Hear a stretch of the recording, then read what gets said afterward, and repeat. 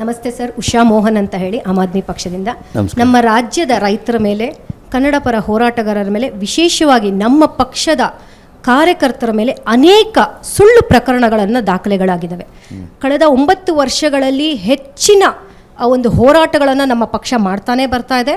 ಮತ್ತು ವಿಶೇಷವಾಗಿ ರಸ್ತೆ ಗುಂಡಿಗಳ ವಿಚಾರದಲ್ಲಿ ನಾವು ಸಾಕಷ್ಟು ಹೋರಾಟಗಳನ್ನು ಮಾಡಿದ್ವಿ. ಅದರಲ್ಲೂ ಅದರಲ್ಲಿ ನಾವು ಮಹಿಳಾ ಕಾರ್ಯಕರ್ತರು ಅನೇಕರು ಭಾಗವಹಿಸಿದ್ವಿ. ನಮ್ಮ ಮೇಲೆಲ್ಲವೂ ಸಹ ಸುಳ್ಳು ಪ್ರಕರಣಗಳು ದಾಖಲೆ ಆಗಿದ್ದಾವೆ. ಯಾವುದೇ ರೀತಿ ನಾವು ಸಮಾಜಕ್ಕೆ ಕೆಟ್ಟದನ್ನು ಬಯಸಿಲ್ಲ ಅಥವಾ ಆಸ್ತಿಪಾಸ್ತಿಗಳಿಗೆ ನಷ್ಟಗಳನ್ನು ಮಾಡಿಲ್ಲ, ಮತ್ತು ಜನರಿಗೆ ತೊಂದರೆಗಳು ಮಾಡದೇ ಇರೋ ರೀತಿ ನಾವು ಹೋರಾಟಗಳನ್ನು ಮಾಡಿದ್ದೀವಿ.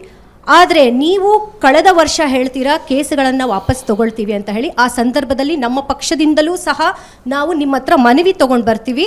ಯಾಕೆ ಅಂತ ಹೇಳಿದ್ರೆ, ನಾವು ಕೋರ್ಟ್ಗಳಿಗೆ ಮಹಿಳೆಯರು ಅಲಿತಾ ಇದ್ದೀವಿ. ಅದು ಒಂದೇ ವಿಚಾರ ಅಲ್ಲ, NBWಗಳು ಇಶ್ಯೂ ಆಗಿದ್ದಾವೆ. ಮತ್ತು 2 ಕಾರ್ಯಕರ್ತರ ಮೇಲೆ ಇವತ್ತು ಪಾಸ್ಪೋರ್ಟ್ಗಳು ರಿನ್ಯೂ ಮಾಡೋ ಸಂದರ್ಭದಲ್ಲಿ ಸೀಸ್ ಆಗಿದ್ದಾವೆ. ಸೊ ಇದು ನಾನು ಸಹ ಭಾಳ ಗಂಭೀರವಾಗಿ ಇವತ್ತು ನಿಮ್ಮ ಒಂದು ಗಮನಕ್ಕೆ ತರ್ತಾ ಇದ್ದೀನಿ. ಮತ್ತು ಈ ರಸ್ತೆ ಗುಂಡಿಗಳ ವಿಚಾರದಲ್ಲಿ ಪರಿಹಾರಗಳು ಇನ್ನೂ ಸಹ ಆ ವಿಕ್ಟಿಮ್ಸ್ಗಳಿಗೆ ತಲುಪಿಲ್ಲ. ಸೊ ಅದನ್ನು ನಾವು ಮುಂದುವರಿಸ್ತಾನೆ ಇದ್ದೀವಿ. ಸೊ ನಾವು ಹೋರಾಟಗಾರರು ಈ ರೀತಿ ಬೀದಿಗಿಳಿದು ಒಂದು ಸರ್ಕಾರಗಳು ಅನ್ಯಾಯ ಮಾಡ್ತಿದೆ ಅನ್ನೋದನ್ನು ಧ್ವನಿ ಎತ್ತಿದ್ರೆ, ನೀವು ಸರ್ಕಾರಗಳು ನಮಗೆ ಆಡಳಿತ ಪಕ್ಷದವರು ಕೊಡ್ತಿರೋಂಥ ಬಹುಮಾನ ನಮಗೆ NBW, 1 ಕೇಸ್ಗಳು ಮತ್ತು ಇಲ್ಲದ ಸಲ್ಲದ ಪ್ರಕರಣಗಳು. ದಯವಿಟ್ಟು ಇದಕ್ಕೆ ನೀವು ಇವತ್ತು ನಮಗೆ ನೇರವಾಗಿ ಉತ್ತರ ಕೊಡಬೇಕು.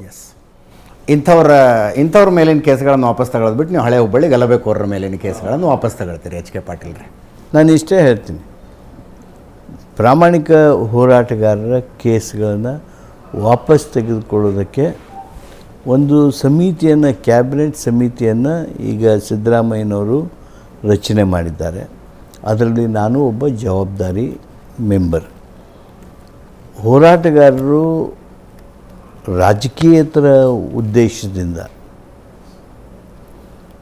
ಒಂದು ವೇಳೆ ಸರ್ಕಾರದ ಯಾವುದೇ ಆಸ್ತಿ ಪಾಸ್ತಿ ನಷ್ಟ ಮಾಡೋದಕ್ಕೆ ನೀವು ಕಾರಣೀಕರ್ತರಾಗಿರದೇ ಇದ್ದರೆ ಅಂಥ ಪ್ರಕರಣಗಳನ್ನು ವಾಪಸ್ ಪಡೆಯುವಂಥ ಒಂದು ನೀತಿಯನ್ನು ನಮ್ಮ ಸರ್ಕಾರ ತೆಗೆದುಕೊಂಡು, ಈಗ ರೈತರ ಪ್ರಕರಣಗಳು, ರೈತರದ್ದು ಹಲವಾರು ಕೇಸ್ಗಳನ್ನು ವಾಪಸ್ ತೊಗೊಂಡ್ವಿ.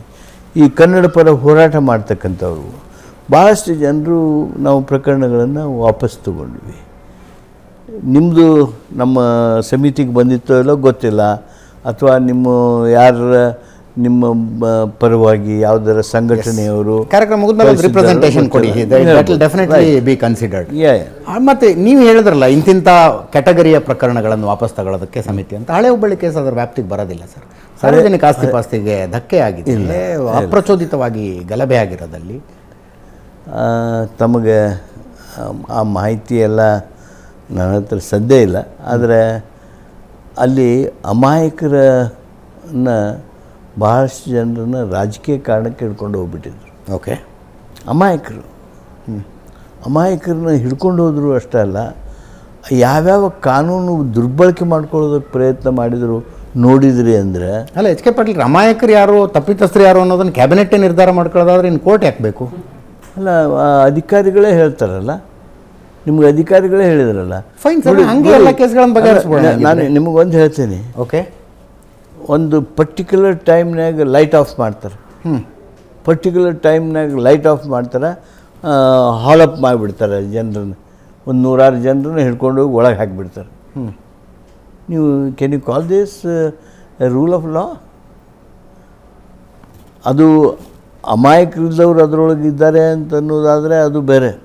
ಆದರೆ ನಿಮಗೆ ಒಂದೇ ಹೇಳ್ತೀನಿ, ಅವ್ರಿಗೆ ಬೇಲ್ ಸಿಗದ ಹಾಗೆ ಮಾಡಿದ್ವಿ. ನಿಮಗೆ ದೆರ್ ಈಸ್ ನೋ ಇನ್ಸ್ಟೆನ್ಸ್ ಇನ್ ಕರ್ನಾಟಕ ಈ ಗುಂಪು ಹೋರಾಟದೊಳಗೆ ಬೇಲ್ ಸಿಗಲ್ದಂಗೆ ವರ್ಷಾನುಗಟ್ಟಲೆ ಇರುವಂಥ ಏಕೈಕ ಪ್ರಕರಣ ಯಾವ್ದಾರು ಇದ್ದರೆ ಅದು ಹುಬ್ಬಳ್ಳಿ ಪ್ರಕರಣ.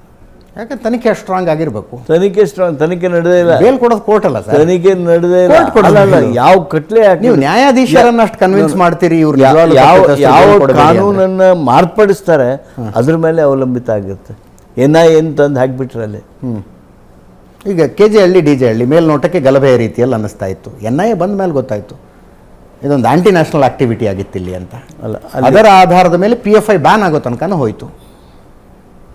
ಅಂದರೆ ಒಂದು ಘಟನೆ ಮೇಲ್ನೋಟದ ಸ್ವರೂಪಕ್ಕೆ ಹೆಂಗೆ ಕಾಣಿಸ್ತಾ ಇರುತ್ತೆ ಮತ್ತು ತನಿಖೆ ಆಳಕ್ಕೆ ಕೇಳ್ದಂಗೆ ಇನ್ನೇನಾಗುತ್ತೆ ಇಲ್ಲಿ ಮೇಲ್ನೋಟದ ಸ್ವರೂಪನೇ ಬೇರೆ. ಹುಬ್ಬಳ್ಳಿದು. ಓಕೆ. ಹುಬ್ಬಳ್ಳಿಯಲ್ಲಿ ಇರ್ತಕ್ಕಂಥದ್ದು ಒಂದು ಮಸೂತಿ ಮೇಲೆ ಏನಾಯಿತು ಅಲ್ಲೇ ಅದೆಲ್ಲ ನಿಮ್ಮ ಗಮನಕ್ಕೆ ಇದೆ. ಆದ್ದರಿಂದ ನಾನು ಅದನ್ನ ಹೆಚ್ಚು ಚರ್ಚೆ ಮಾಡೋದಿಲ್ಲ. ಆದರೆ ಆ ಒಂದು ಸಂದರ್ಭದಲ್ಲಿ ಅದನ್ನು ವಾಪಸ್ ತೆಗೆದುಕೊಳ್ಳುವಾಗ ಎಲ್ಲ ದಿಸೆಯಿಂದನೂ ಅದನ್ನು ನಾವು ಚರ್ಚೆ ಮಾಡಿದ್ದೇವೆ.